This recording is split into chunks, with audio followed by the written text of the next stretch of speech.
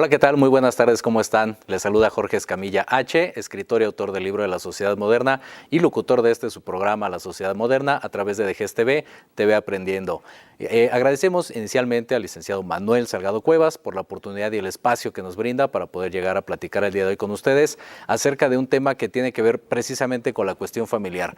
Hoy que estamos muy cerca de las vacaciones, que precisamente ya están los papás viendo el tema de las boletas y de los cursos de verano y de poder convivir un poco más con los chicos y chicas de la secundaria, de la generación Z, como les llamamos aquí.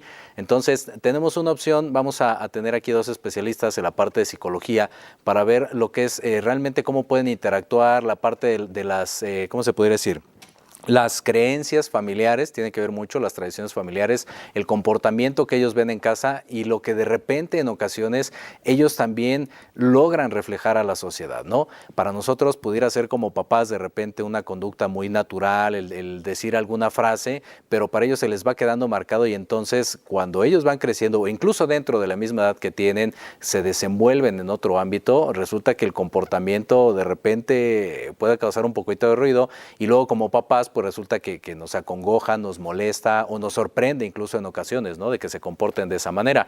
Entonces, para ello es que vamos a platicar acerca de estas cuestiones que tienen que ver con las creencias y tradiciones familiares en el comportamiento de los adolescentes, ¿no? O niños también, en este caso. Entonces, tenemos aquí a Karina primero. Buenas tardes. Hola, Jorge, buenas tardes. Y por acá, Gloria, ¿cómo estás? Muy bien, Jorge. Gracias. Perfectísimo. Buenas tardes. Vamos a ver entonces, paso uno. Vamos a arrancar primero aquí con Cari. En el tema de, a cada quien, siendo francos, pues no nos enseñan cómo ser papás, ¿no? Uno va aprendiendo en base a las experiencias, en base a cómo nos educaron, ¿no? Cosillas así. El decir es que es un buen papá pudiera ser como, o mamá, obviamente, como muy relativo, ¿no? O sea, no hay una verdad absoluta, aunque hay guías de padres, en teoría, pues no hay algo que te diga, este es A, este es B, este es C, y el resultado es tal, ¿no? Aquí está tu niño bien portado, ¿no? Eso no existe. Entonces, primero tenemos que identificar como los estilos o los tipos de crianza que se han dado, ¿no? Así que empecemos por esa parte. Muy bien, tienes mucha razón. No existe un manual idóneo para ser un buen o un mal padre, ¿no? De hecho, son conceptos muy, muy extremos, ¿no?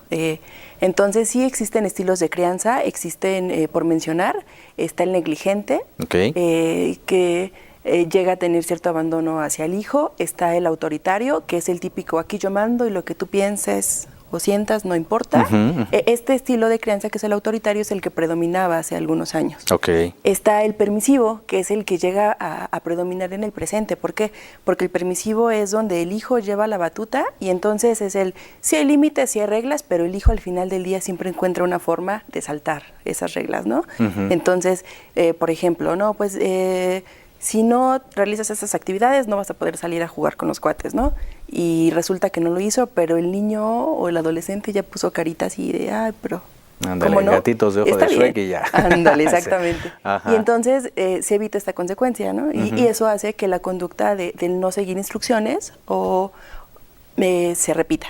También está el que se sugiere, que es el estilo de crianza donde el niño puede expresar qué piensa, o el adolescente, qué siente, pero también están bien claros cuáles son las reglas, cuáles son los límites y sobre todo cuáles son las consecuencias. Y se hacen valer. Entonces, este estilo de crianza es el que más se sugiere y es el estilo de crianza democrático. O sea, es como más de participación, de sí te escucho y que diga, no sé, un ejemplo típico de repente, oye, vamos a ir a comer. ¿Qué se te antoja, no? O sea, que pida su opinión, pero que no sea de que si él no quiere pizza, entonces, pues ya nadie va a comer pizza, ¿no? Sí, es un poco como si fuese una pista, ¿no? Donde los autos van de aquí para allá, pero también hay sentido contrario. Entonces es una comunicación que va y regresa. Perfectísimo. Oye, Gloria, y por ejemplo, me parece que está predominando mucho lo que comentaba aquí Cari, la cuestión de ser permisivo, ¿no? De repente como papá uno les da muchas libertades, mucha oportunidad de decidir y resulta que conforme van creciendo, pues luego tienen complicaciones porque creen que lo que ellos deciden es correcto y pues no siempre es así. Sí, de hecho, ese estilo de crianza, tanto el permisivo, que aparentemente es donde el niño pues es bien tratado, los padres son amorosos. Exactamente. Esos excesos pues van a traer conductas que posteriormente no van a provocar lo que es la autorregulación, no van a tener límites, no van a tener autocontrol Y por otro lado también está el estilo negligente, que son los padres que pueden estar presentes pero están ausentes. Porque pueden ser por cuestiones laborales o puede ser porque tengan otras prioridades. Entonces los chicos o las chicas están descuidados, no están teniendo un seguimiento de reglas y lo que está provocando es que tengan muchas situaciones problemáticas en el área escolar, ¿no? Entonces, finalmente ellos llegan canalizados de las escuelas y lo que sucede después es que los padres no se ven involucrados en ese comportamiento, no están identificando qué están haciendo o qué creencias les están transmitiendo en la actualidad y pues es necesario que ellos también colaboren y participen en la actualidad porque el adolescente por sí solo muchas veces no va a tener esta conciencia si los padres tampoco se la están fomentando. Entonces es importante esa participación. Y aquí entonces nos lleva a la parte medular del tema, que es la cuestión de las creencias, ¿no? De repente decimos por cosas generacionales, la parte de que, oye, es que pues mi abuelita, yo vi que le decía a mi mamá que era así, entonces mi mamá me lo está transmitiendo. No sé, por poner algún ejemplo, la parte de tú siempre sé amable con la gente y sé bondadosa y resulta que ahora en estas generaciones pues la padecen porque pues no falta el gandallita, la parte del bullying y todo este rollo, ¿no? Entonces, ¿qué casos, por ejemplo, les ha tocado en esa parte de trascender en la cuestión tradicional de tú sé súper buena onda con todos y resulta que después vienen las consecuencias? Sí, creo que empieza desde un lenguaje muy común en la infancia donde... Por ejemplo, si la niña o el niño no quieren prestar algún juguete, es el tú préstalo. Ajá, es envidioso, tienes que dar a los otros lo que requieren, ¿no? Pero es mío y no quiero. Si no lo haces, entonces te ves mal o eres envidiosa. Entonces van empezando a ceder hacia los otros. Esto es un ejemplo muy pequeño. Empiezan a ceder hasta el punto donde, por ejemplo, empiezan a modelar, ¿no? O creencias, por ejemplo, la mamá que se olvida de sí misma por cuidar a los hijos o por servir completamente no sé, al padre de familia, ¿no? Que es como también es algo muy común. Entonces, después llegan a consulta y es yo no pienso en mí, me dejo al último plano y sí sé que tengo que tratar bien a todos, ¿no? Ajá, exacto. Entonces, esto en algún momento genera un carácter débil, donde no existe un concepto de sí mismo, ¿no? Una autonomía. Ok, fíjate, eso está bastante interesante, insisto, trasciende, porque muchas veces, vámonos al otro extremo, a la parte del machismo, ¿no? Cuando decían, es que tú no tienes por qué tocar los trastes, eso le toca a tu mamá, ¿no? Y entonces ya después él tiene su familia o va a otra casa y ve que de repente el esposo puede ayudar a lavar los trastes y se queda impresionado así de, wow, es que mi casa no es así, ¿no? También. Sí, fíjate que tuvimos el caso de un chico donde la mamá le decía, tú nunca te dejes de nadie, ni siquiera de mí, ni de tus padres. Okay. Entonces, el chico tuvo muchas situaciones problemáticas escolares porque a los maestros no les seguía las reglas. Y justo era por esta creencia de no te dejes por nadie, que la mamá la alimentó desde la niñez.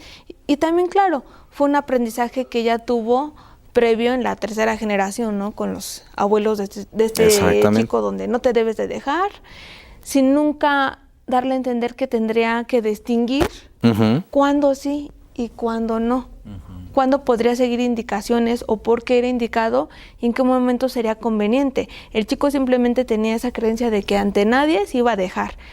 Lo malo es que él no percibía que había momentos en los que se les daba indicaciones pues por un bienestar común o por reglas sociales. Claro. Y entonces era agresivo con los profesores, los escupía, les gritaba, los ofendía.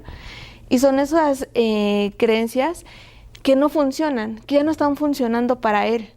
Y es momento de modificarlas, pero también modificarlas en el padre. Cómo las fue concibiendo él para ir, vamos a llamarlo como haciendo un análisis o como ir desmenuzando esto para tomar la propiedad o la connotación con la que se la decían, que no es como el chico la estaba tomando. Exactamente. Fíjate que eso es muy importante y nos lleva a la cuestión del comportamiento, como bien decías, ¿no? ¿Cómo puede influir el hecho de, no sé, una acción machista, por ejemplo, que ha trascendido de generación en generación y de repente llegan los chicos con ustedes y el papá dice, o la mamá, es que no quiero que se comporte así, cuando ellos no saben que ese es el ejemplo que están dando en casa, ¿no? Sí, realmente es muy difícil. Lo que se sugiere es cuando llega él o la adolescente, pues trabajar en conjunto, ¿no? Invitamos a la familia y pues realizamos un análisis de dónde es que los padres lo aprendieron y ellos también, ¿no? Creo que hay una apertura donde ellos dicen es que yo aprendí esto y también sobre todo identifican que es una idea que no les está funcionando tanto en el presente. Exacto. Y que ha generado cierto sufrimiento. Entonces cuando ellos cachan esta parte y logran un pensamiento alternativo a esta idea que no les es ya tan funcional, ellos también empiezan a transmitirla a sus hijos, ¿no? Y esa es la parte interesante de la psicoterapia. Completamente de acuerdo, porque puede haber conductas, no sé, de repente para los papás que pudieran ser naturales, el decir, no sé, insisto ahorita con el tema de las boletas, no sé, salí con 7.5, salí con 8, vámonos en 8, ¿no? Para que no se escuche tan bajito. Sí. Sí. Y entonces resulta que llega el niño emocionado o espera tal vez que, si no un premio, pues nada más así, que bueno, hijo, ¿no? Pues saliste bien con 8. Y resulta que no, que es así de, oye, pues tanto esfuerzo y no sé qué, y el 8 es para burros. Y entonces le empiezan a crear también ese tipo de pues no sé, de alguna manera de creencias en la parte de que, híjole, arriba de 8, pues está imposible para mí, pero si soy 8 soy burro. Entonces, ¿cómo manejar esa parte?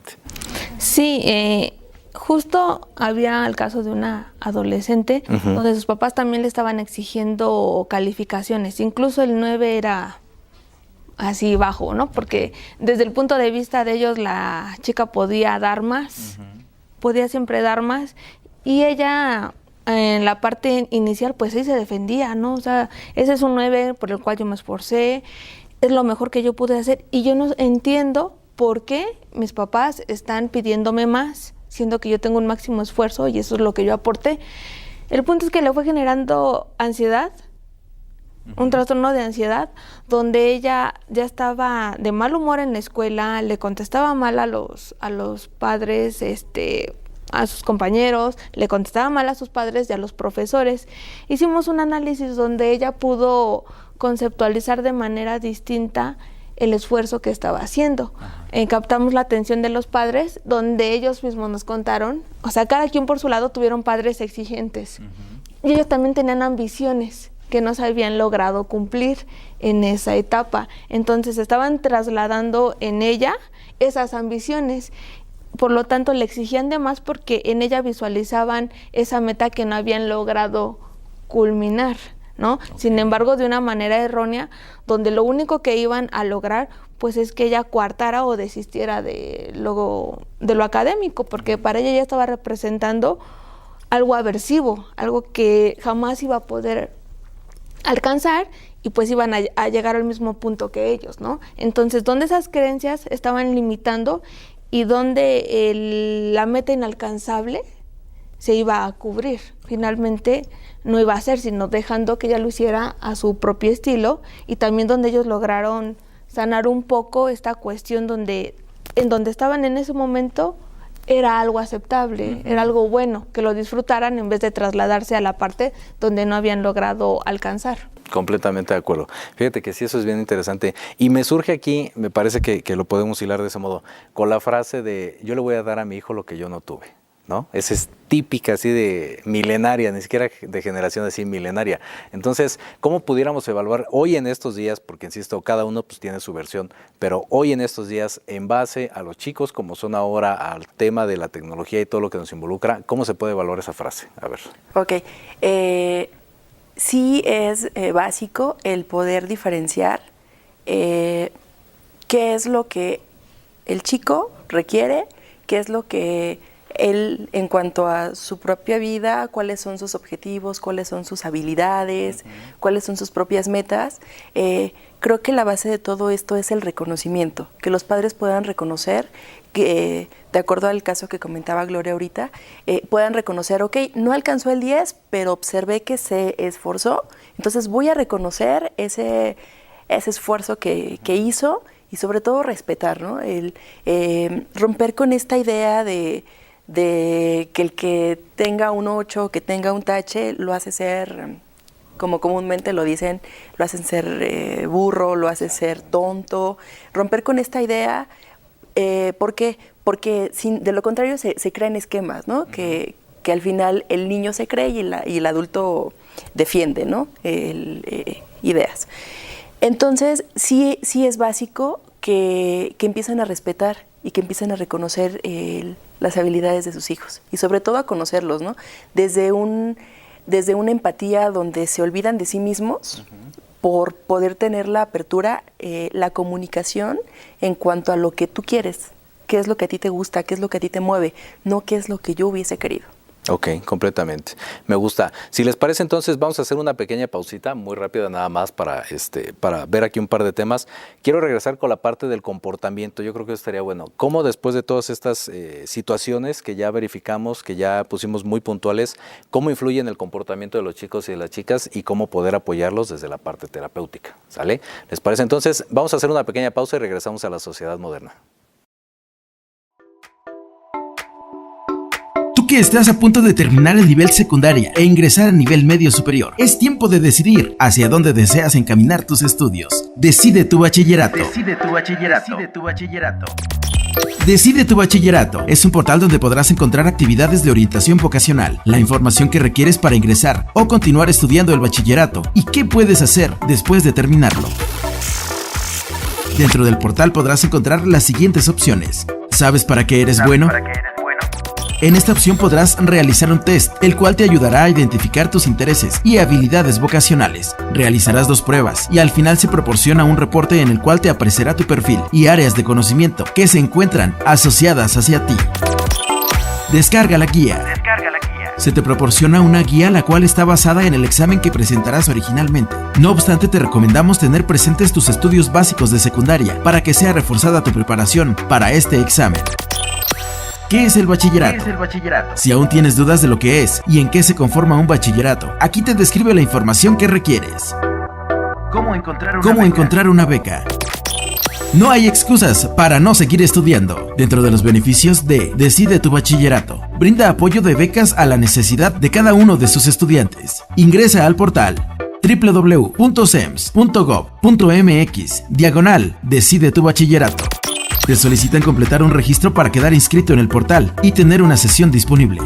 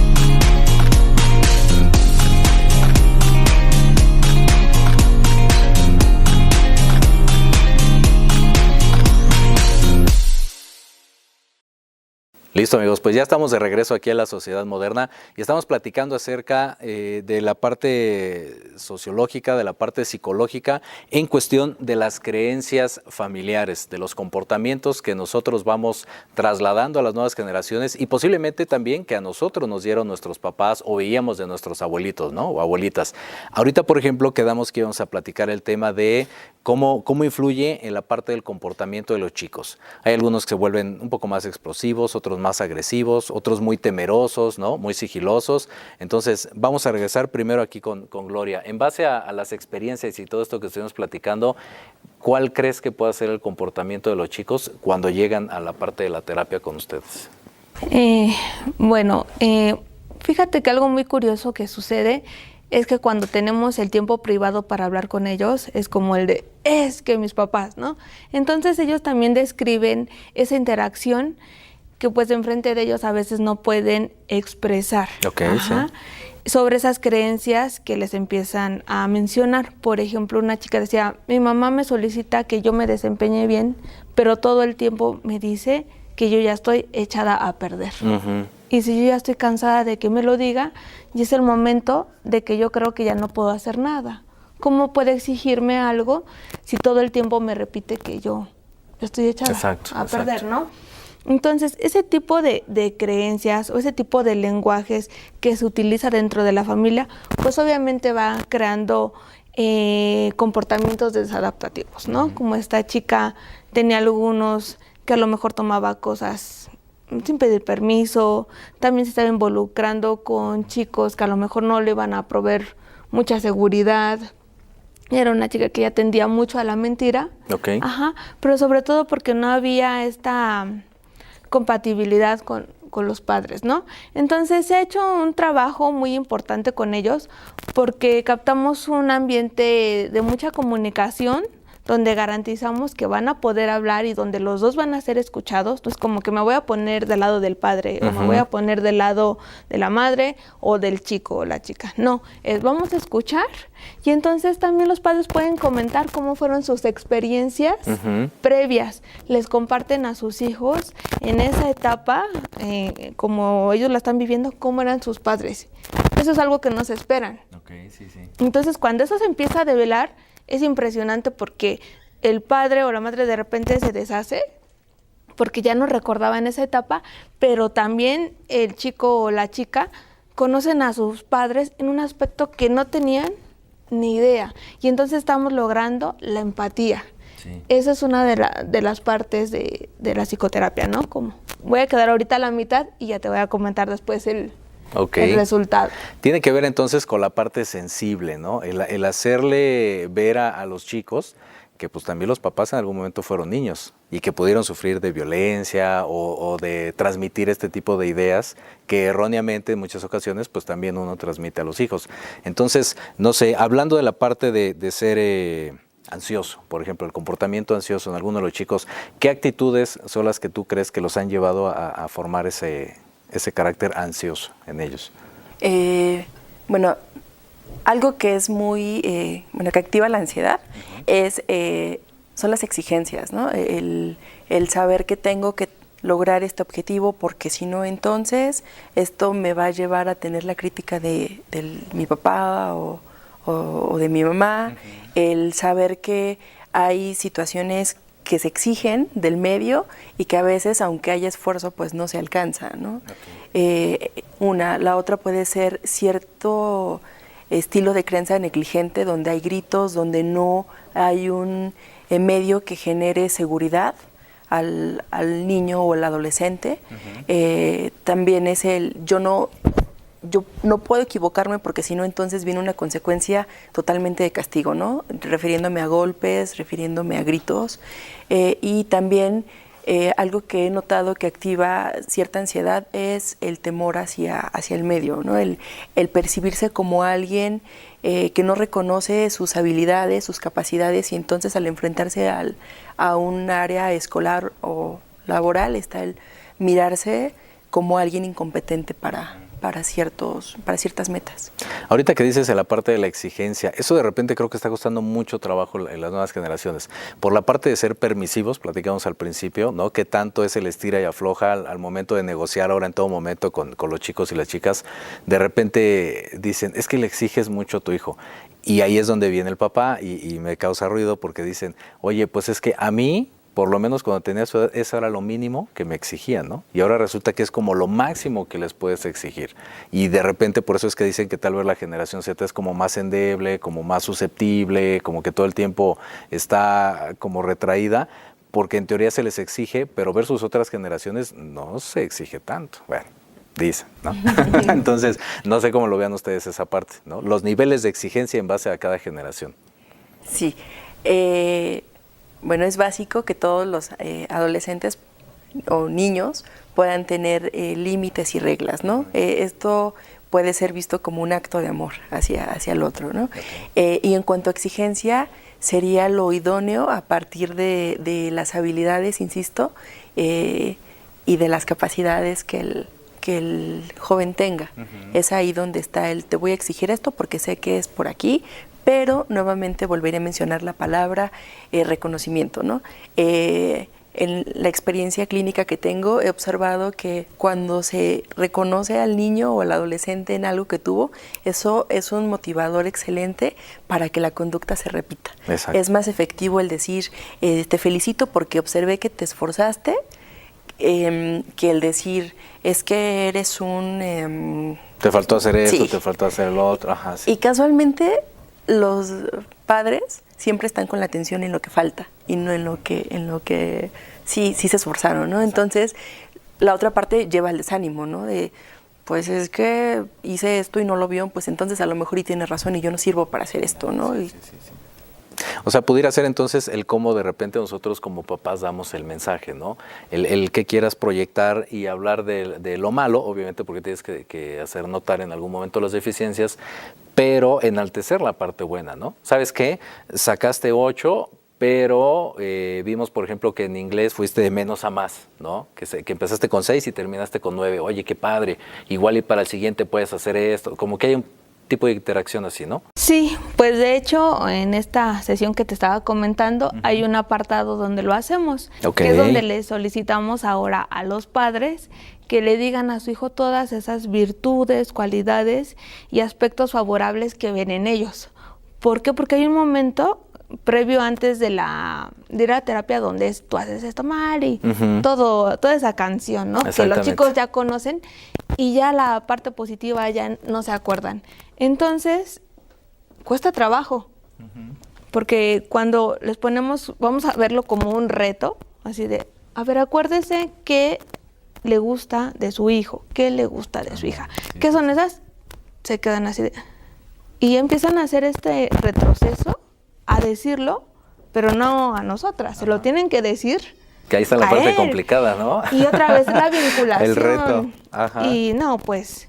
es un momento muy emotivo. Okay. O sea, el chico o la chica es algo que no se esperan que vayan a recibir en la terapia, porque a veces es como, ve y te voy a acusar aquí. Y no, es también ese aspecto, o centrar la atención en esos aspectos favorables y volver a ver esta reconexión entre ellos. Y de ahí, pues nos va a dar la pauta para ese cambio deseado. Pero ya después de haber dicho este discurso distinto a lo que han dicho pues durante semanas o años. Ahora, algo muy importante, me parece que también la cuestión de la psicología ha cambiado, porque antes era como que el psicólogo nada más te escucha y te dice, pues estás bien, estás mal, etc., y ahí nos vemos, ¿no? En la parte de los chicos. Pero ahora me parece que buscan mucho la parte de la interacción con los papás.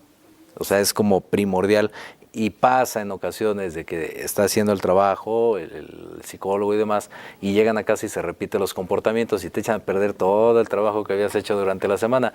Entonces, ¿cómo lo vislumbran ustedes? ¿Qué técnicas utilizan? ¿Cómo invitan a los papás a que formen parte del proceso? No sé, esa parte. Sí, pues fíjate que justamente en ese trabajo que hacemos también se le escucha al padre. O sea, es también escuchar... muchas veces tenemos que escuchar la parte del padre cuando fue niño, cuando fue adolescente. Vamos a decirlo como una palabra coloquial, sanar esa parte en ellos. Okay. Ajá. ¿Para qué? Para modificar de ahí las creencias que ya no les están funcionando, que ellos adopten creencias funcionales a la etapa también actual de vida, porque pues cambian mucho de generación en generación. Claro. Cuando el padre también se siente escuchado y también se siente importante, ellos también ya empiezan a dirigir esa atención hacia los hijos, porque ellos también ya se sienten valorados, porque a veces se convierten en padres y dejan de ser ellos. Pues los propios deseos, aspiraciones que tienen, a veces las creen ya coartadas. Y no, o sea, también es momento de darles voz y que ellos también tengan un seguimiento y que en vez de trasladar esos deseos hacia sus hijos, los retomen para ellos volverlos a encaminar. Entonces la interacción se modifica bastante, y al estar ellos en un mejor estado anímico, también pueden proporcionarle a sus hijos pues una mejor dirección. Completamente. Fíjate, aquí me acuerdo mucho, digo, vamos a hacer comercial sin querer, pero hay un programa que se llama Dance Moms, supongo que lo han visto, que tiene que ver de los sueños frustrados de las mamás. Bueno, yo lo entiendo así, ¿no? Como la parte en donde ellas querían ser bailarinas y por una o por otra no lo hicieron, y entonces todo el tiempo están duro y dale con las chicas para que sea la mejor bailarina, para que destaque en el siguiente evento y cosas así. Y la presión, bueno, sabemos que es tele y todo lo demás, ¿verdad? Pero la presión que ejercen en ellas y que demuestran ahí enfrente de la tele, bueno, es bestial, ¿no? Las chicas lloran y se sienten inconsolables, y la mamá, bueno, es que como ella no pudo, yo lo tengo que hacer. O sea, se trasladan como las frustraciones hacia las chicas en este caso, ¿no? Sí, y entonces ya dejan de vivir su vida por vivir la de alguien más, ¿no? Exactamente. Entonces es centrar el valor, convierten este baile en el centro, cuando en realidad tus habilidades podrían ser otro, ¿no? Ahorita recuerdo hay una frase de Einstein que dice algo así como que no se puede enseñar a un pez a trepar árboles, si sus habilidades son otras, ¿no?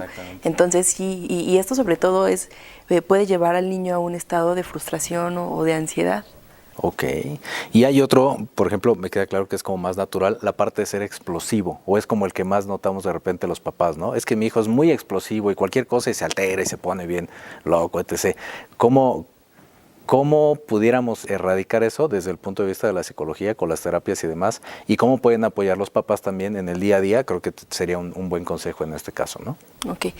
Sí, lo primero que se tendría que hacer es identificar cuáles son las emociones primarias y poder identificar que el sentir enojo es una emoción muy normal y que se vale, ¿no? ¿Por qué? Porque cuando se dice, es que te enojas y esto no es válido, en ese momento se empieza a crear un tabú del enojo, ¿no? Y entonces, si te enojas, te ves mal o te ves feo o te ves fea, ¿no? Entonces, sí es empezar a identificar que la emoción del enojo se vale sentirla para no llevarla al extremo de la explosión. Y sobre todo, pues empezar a regular, ¿no? Una vez que se identifica, se va regulando la emoción, pero algo que también es bien importante es que los padres... cuando entrevistas esta parte de ¿y usted cómo reacciona cuando se enoja? Pareciera que los niños o adolescentes lo único que están haciendo es imitar, ¿no? Entonces, los padres son modelos y es bien importante que los padres puedan primero aprender a reconocer sus emociones y sobre todo a regular. Ok, padrísimo. Fíjate, eso me gusta. Muy bien, vamos cerrando ciclos entonces. En la parte de la terapia y de todo este rollo, ¿cómo pudieran contactarlos? Yo creo que sería lo principal. Y dos, ¿cuáles serían en este caso la manera en que se pueden involucrar como familias? Porque, no sé, tú me dirás, pero de repente hasta yo creo que las abuelitas intervienen en esa onda. Sí, de hecho hay veces que las invitamos también ves. a las abuelitas, porque a veces son las que realmente están criando a los chicos, a los niños. Entonces también se les invita para hacer todo este proceso que te mencioné, donde se les menciona parte de su historia familiar, donde también se les mencionan los aspectos positivos, pero también los hijos ahora también se los mencionan a los papás. Entonces lo que estamos tratando de modificar es el esquema actual o la percepción actual que no está sirviendo, para crear tanto en el padre otro esquema de cómo es, de cómo lo puede percibir el hijo, y también el chico se percibe de una manera distinta a partir de la descripción última que se le hizo, ¿no? De sus virtudes. Entonces, eso es un respaldo con el cual ahora él puede ir navegando, porque ya se percibe como una persona de valor. Porque ya le dijeron todo lo bueno que tiene. Y que todo lo demás, esa parte negativa, simplemente son conductas modificables. Correcto. No es algo como que ya naciste con él y así te vas a morir. Por los siglos de los siglos. Todo es posible irse modificando. Ajá, exactamente. Entonces, es una terapia muy padre, se les hace la invitación. Tanto los padres como los chicos se van muy contentos. La verdad, hay una conciliación, se llevan nuevas estrategias para comunicarse. Sobre todo se van con una manera de percibir más sana, más funcional, y sobre todo también se ven como personas capaces de irse moldeando. Entonces, les hacemos la invitación, se pueden comunicar con nosotros al número 55 49 02 08 82 o a la página de Facebook Reestructurarte. Ok, perfectísimo. Pues ya está. Cari, finalmente algún consejo que quieras dar de manera general, obviamente, a la parte de los padres en la crianza. Claro que sí. Existen herramientas que pueden ser de utilidad si notan que algo está faltando en la relación que tienen hacia sus hijos, o ven algo, observan algo que no les parece tan funcional. Acérquense con un especialista, estamos a sus órdenes y disfruten a sus hijos, ¿no? A veces parece que se antepone el deberías por el afecto o todo aquello que implica el compartir tiempo, el compartir un rol de padre e hijos. Perfectísimo. Pues ya está. Ahora sí, entonces, no me queda más que agradecerles a las dos por la oportunidad que nos dieron y platicar acerca de todo este concepto de la psicología, las tradiciones y demás familiares. Muchas gracias, Cari. Al Gracias. contrario, te agradecemos Gracias mucho por el espacio. Perfectísimo. Pues ya está. Entonces ahora no nos resta más que despedirnos de ustedes. Agradecer al licenciado Manuel Salgado Cuevas por la oportunidad y el espacio que nos brinda para llegar el día de hoy a sus pantallas. Los invitamos a que nos sigan en las redes sociales. En Facebook está de Gesta Educativa y en Twitter también de Gest Media, si nos encuentran. En las de Jorge Escamilla H, por supuesto. Recuerden que en esta parte nosotros hacemos el programa, pero ustedes ponen los temas. Entonces es muy importante su participación. Los invitamos también, si gustan y no tienen nada que hacer este fin de semana, échenle un vistazo a las redes sociales. Hay una obra de teatro padrísima que se llama Si tan solo solitario estuviera en casa, que es para la parte precisamente de convivencia familiar, de cómo los chicos se comportan cuando los papás no están en casa y las consecuencias o los beneficios que puede tener, ¿no? Échenle un vistazo, ahí están las redes sociales, por favor. Y pues bueno, por el momento nos despedimos de aquí de Gest TV, TV Aprendiendo. Nos vemos, saludamos y escuchamos la próxima semana. Gracias.